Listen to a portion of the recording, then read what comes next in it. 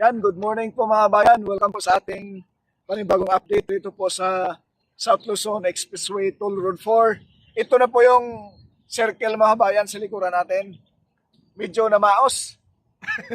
Pasensya na. At naway samahan niyo po si Purka Studio sa ating panibagong update ngayong araw, linggo mga kabayan dito sa Tiaong Interchange. Ayan, shout out po kay Sir, pangalan Sir? Sammy Perer. Sir Sammy Pirer, siya yung magbabantay dito sa pinaka-entrada mga bayan. Okay, samahan niyo po si Purka Studio mga bayan sa ating latest progress rito sa SLEX Toll Road 4, Tiaong Interchange. Let's go!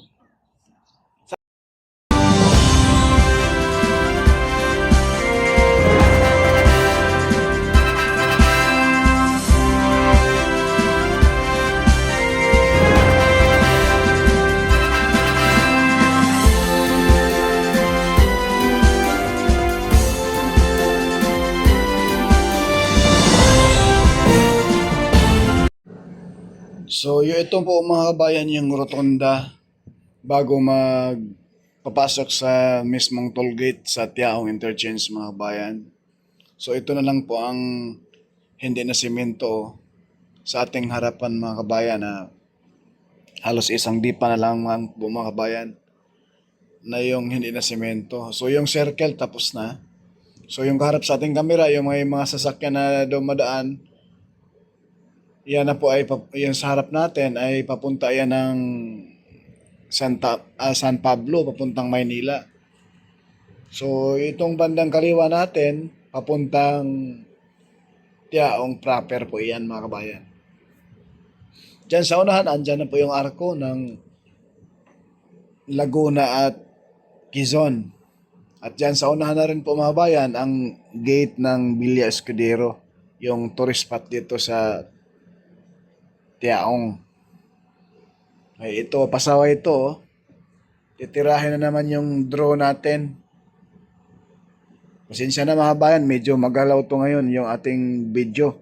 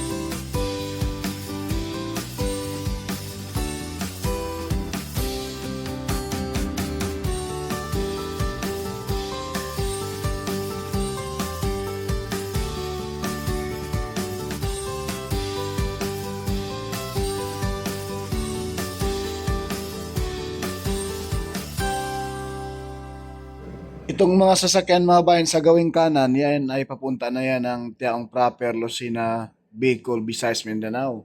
Yung sa kaliwa, paluwas ng Maynila po yan mga kabayan. So ito na yung circle, no? At yan na po yung kaliwa pag ikaw papasok sa SLEX, dito po kayo iikot sa circle mga bayan bago mag toll gate sa gawing kaliwa mga bayan, no?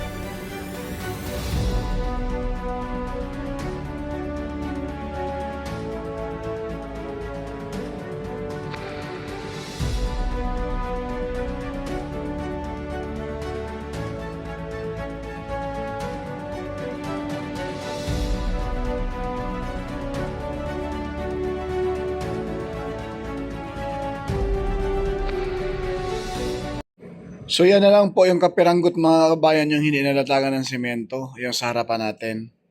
Ayan po, binababa na po natin yung ating drone. Hinabol ng ibon. So ngayon mga kabayan, lipat tayo doon sa barangay San Agustin, sa Tomas, Batangas. So ito na po mga kabayan, yung barangay San Agustin, San Juan, Santo Tomas, Batangas, itong area na ito. So, kaharap sa ating camera mga kabayan, dyan sa unahan, yan na po yung Macban Interchange, no? So, iliko ko lang yung ating camera sa ating likuran. Sa ating likuran, narito po yung ating update, yung mismong bundok dati na talagang matagal pong titibag yung napakasolid na mga bato. At yan po yung view dito sa Tomas, Batangas, mga kabayan. Napakaganda tingnan dahil po halos maraming puno pa, no?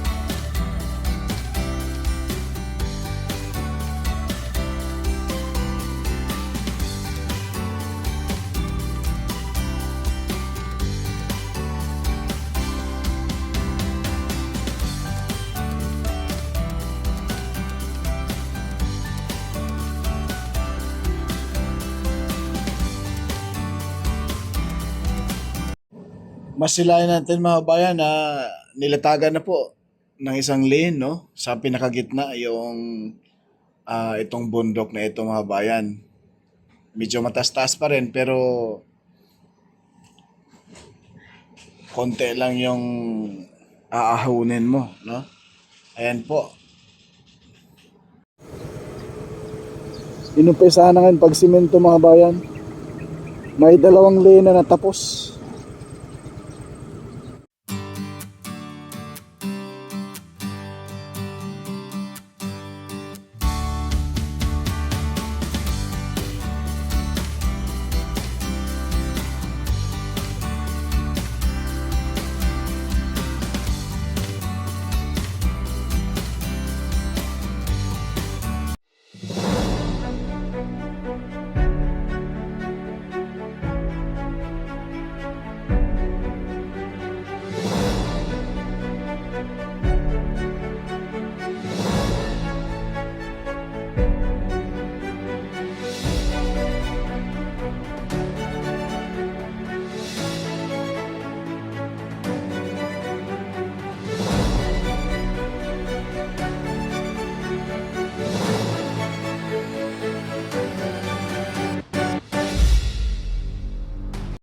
Ito yung sakop sa package B mga kabayan. Na kung saan ito na lamang po ang hindi pa na semento. Mula rito sa Macban Interchange hanggang dito sa may San Pablo Interchange mga bayan. Ito na lamang po, no?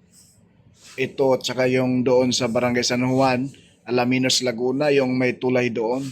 Yan na lamang po ang dalawa. Pero kukontiin lang ito mga bayan. Halos, ayan po, oh, halos 20 meters na lang, 15 meters na lang ang hindi ang distansya nila. Kasi yung baba niyan, sementado na po yan mga kabayan. Papuntang Macba na po yan. Maraming salamat po and God bless po sa lahat. Please like, share at subscribe po sa ating YouTube channel. Porka Studio hindi sikat pero nag-aabot ng balitang tapat. Magandang tanghali.